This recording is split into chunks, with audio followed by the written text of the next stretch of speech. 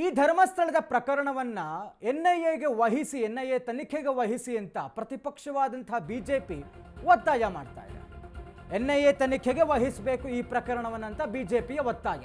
ಷಡ್ಯಂತ್ರಕ್ಕೆ ವಿದೇಶದಿಂದ ಹಣ ಬರೆದು ಬಂದಿರುವಂಥ ಶಂಕೆ ವ್ಯಕ್ತವಾಗ್ತಾ ಇದೆ. ಬೆಂಗಳೂರಿನಲ್ಲಿ ಮಾಜಿ ಡಿಸಿಎಂ ಅಶ್ವತ್ಥನಾರಾಯಣ ಹೇಳಿಕೆ ಕೊಟ್ಟಿದ್ದಾರೆ. ಎಸ್ಐಟಿ ರಚನೆ ಮಾಡಿದಾಗ ನಾವು ಸಹ ಸ್ವಾಗತ ಮಾಡಿದ್ವಿ. ಮುಸುಕುಧಾರಿ ವ್ಯಕ್ತಿ ಬಗ್ಗೆ ಕುತೂಹಲ ನಿರ್ಮಾಣವಾಗಿತ್ತು, ಯಾಕೆಂದರೆ ಆ ರೀತಿ ಪರಿಸ್ಥಿತಿ ನಿರ್ಮಾಣ ಆಗಿತ್ತು.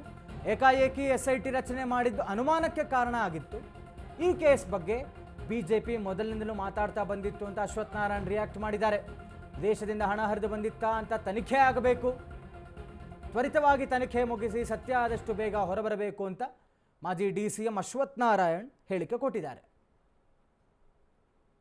ಗೃಹ ಇಲಾಖೆಯಿಂದ ಅಥವಾ ಪೊಲೀಸ್ ಡಿಪಾರ್ಟ್ಮೆಂಟ್ ಇಂದ ಆ ಜಿಲ್ಲೆಯ ಅಧಿಕಾರಿಗಳು ತನಿಖೆ ಮಾಡ್ತೀನಿ ಅಂದ್ರು. ತದನಂತರ ಇದ್ದಕ್ಕಿದ್ದಾಗೆ ಮುಖ್ಯಮಂತ್ರಿಗಳು ಎಸ್ಐಟಿಯನ್ನು ಘೋಷಣೆ ಮಾಡಿದ್ದಾರೆ. ಮತ್ತೆ ಈ ಎಸ್ಐಟಿ ಘೋಷಣೆ ಮಾಡಿದಾಗ ನಾವು ಪ್ರತಿಪಕ್ಷನೂ ಸ್ವಾಗತ ಅಥವಾ ಧರ್ಮಸ್ಥಳದ ಧರ್ಮಾಧಿಕಾರಿಗಳಿಂದ ಹಿಡಿದು ಎಲ್ಲರೂ ಸ್ವಾಗತವನ್ನು ಮಾಡಿದ್ರು. ಯಾರು ಅದಕ್ಕೇನು, ಆದರೆ ಇವ್ರೇನು ಅಂದ್ರೆ ರಾತ್ರೋರಾತ್ರಿ ನಿಲುವನ್ನು ಬದಲಾಯಿಸ್ತಿದಾರಲ್ಲ, ಅದಕ್ಕೋಸ್ಕರ ಏನಿದು ಅನ್ನುವಂಥ ಪ್ರಶ್ನೆಗಳು ಬರ್ತಿತ್ತು.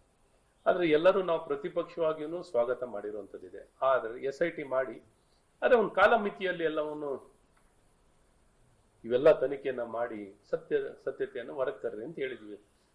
ಹಾಗಾಗಿ ಇಲ್ಲೆಲ್ಲೋ ಒಂದ್ ಕಡೆ ಯಾರೋ ಆಡಳಿತ ಪಕ್ಷ ಕಾಂಗ್ರೆಸ್ ಪಕ್ಷದವರು ಏನ್ ಬಿಜೆಪಿಯವ್ರು ಮೊದಲು ಮಾತಾಡ್ತಿಲ್ಲ, ಪ್ರಾರಂಭದ ದಿನದಿಂದನೂ ಮಾತಾಡಿದೀವಿ, ವ್ಯಕ್ತಪಡಿಸಿದೀವಿ. ಎಸ್ಐಟಿ ಅನ್ನುವಂಥದ್ದನ್ನ ಈವನ್ ಕೋರ್ಟ್ ಮಾನಿಟರ್ ಮಾಡ್ಕೊಳ್ಳೋದಾರ ಮಾಡ್ಕೊಳ್ಳಿ ಅಂತಾನು ಹೇಳಿದ್ರು. ಕೋರ್ಟಿನ ಮಾನಿಟರಿಂಗ್ ಇನ್ನೂ ಸ್ಪಷ್ಟತೆ, ಕೋರ್ಟ್ ಮಾನಿಟರ್ಡ್ ಆಗ್ಬೇಕು ಅನ್ನುವಂಥದ್ದು ಅದನ್ನು ಮಾಡಿ ಅಂತಾನು ಹೇಳಿದ್ರು. ಆದ್ರೆ ಕಾಲಮಿತಿನಲ್ಲಿ ಮಾಡ್ಲಿಕ್ಕೆ ಹೇಳಿದ್ ನಾವು. ಇದ್ಯಾಕೆಂದ್ರೆ ಒಂದೊಂದ್ ದಿನ ಒಬ್ರು ಸರ್ಕಾರದಲ್ಲಿ ಒಬ್ಬೊಬ್ರು ಒಂದೊಂದ್ ರೀತಿ ಮಾತಾಡ್ಕೊಂಡು ಹೋಗ್ತಿದ್ರು.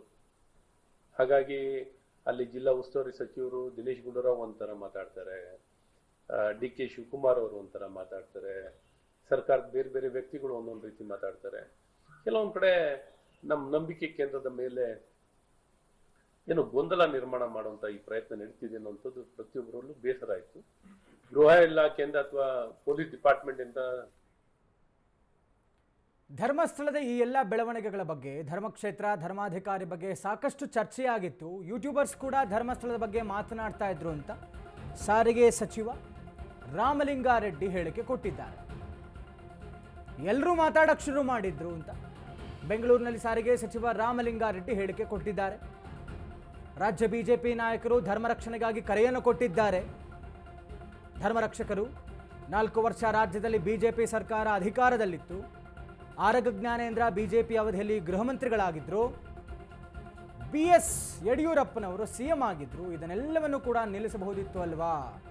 ನಮ್ಮ ಸರ್ಕಾರ SIT ರಚನೆ ಮಾಡಿದೆ, ಈಗಾಗಲೇ ಕ್ಲಾರಿಟಿ ಸಿಕ್ಕಿದೆ, ಇದನ್ನ ಬಿಜೆಪಿಗೆ ಸಹಿಸೋಕೆ ಆಗ್ತಾ ಇಲ್ಲ ಅಂತ ರಾಮಲಿಂಗಾರೆಡ್ಡಿ ಕಿಡಿಕಾರಿದ್ದಾರೆ. ಸಾರಿಗೆ ಸಚಿವರ ಹೇಳಿಕೆ. ಕ್ಷೇತ್ರದ ಬಗ್ಗೆ ಮತ್ತೆ ಧರ್ಮಾಧಿಕಾರಿಗಳ ಬಗ್ಗೆ ಬಹಳ ವರ್ಷಗಳಿಂದ, ಸುಮಾರು ನನಗೆ ಗೊತ್ತಿದ್ದಂಗೆ ಒಂದು 7-8 ವರ್ಷಗಳಿಂದ ಕೂಡ ಈ ರೀತಿ ಪರನೂ ಮಾತಾಡ್ತಾ ಇದ್ರು, ವಿರೋಧನೂ ಮಾತಾಡ್ತಾ ಇದ್ರು. ಆಮೇಲೆ ಅದರಲ್ಲಿ ಯೂಟ್ಯೂಬರ್ಸು ಪರ ವಿರೋಧ ಎಲ್ಲ ಮಾತಾಡ್ತಾ ಇದ್ರು. ಒಬ್ಬ ವ್ಯಕ್ತಿ ಅನ್ಯ ಧರ್ಮೀಯ, ಉಳಿದವರೆಲ್ಲ ನಮ್ಮ ಹಿಂದೂ ಧರ್ಮಕ್ಕೆ ಸೇರಿರ್ತಕ್ಕಂಥವ್ರೆ.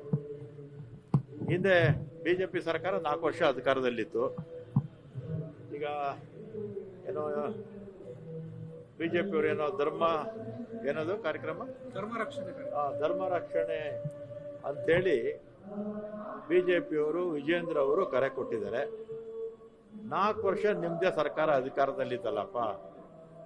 ಆಗ ಆರಗ ಜ್ಞಾನೇಂದ್ರ ಅವರೇ ಗೃಹ ಮಂತ್ರಿ ಆಗಿದ್ರು, ಬೊಮ್ಮಾಯಿ ಅವರು ಮುಖ್ಯಮಂತ್ರಿಗಳಾಗಿದ್ರು, ವಿಜಯೇಂದ್ರ ಅವರ ತಂದೆಯವರು ಚೀಫ್ ಮಿನಿಸ್ಟರ್ ಆಗಿದ್ರು, ವಿಪಕ್ಷದ ನಾಯಕರು ಆಗ ಹಿರಿಯ ಸಚಿವರಾಗಿದ್ರು. ಆ ಸಂದರ್ಭದಲ್ಲಿ ಇದನ್ನೆಲ್ಲ ನಿಯಂತ್ರಣ ಮಾಡ್ಬೋದಿತ್ತಲ್ಲ. ಕ್ಷೇತ್ರದ ಬಗ್ಗೆ